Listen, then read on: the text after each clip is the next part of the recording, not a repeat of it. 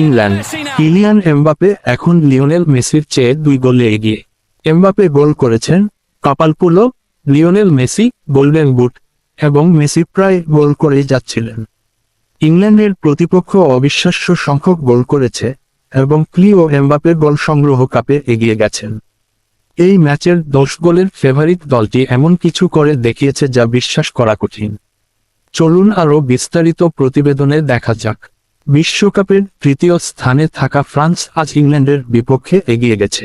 প্রথম থেকে শেষ আক্রমণ পর্যন্ত জেনারেল চেলিয়াবিন্স্কের বিপক্ষে খেলায় ফ্রান্স এগিয়েছিল, কিন্তু 4টি গোলের পর ইংল্যান্ড জয়ের পথে এগিয়ে যায়।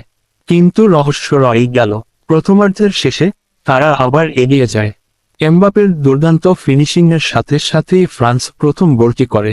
মাইকেল অলিসের গোলে গোলটি হয়, কিন্তু গোলটি মিস করা এমবাপে এগিয়ে গেলেন।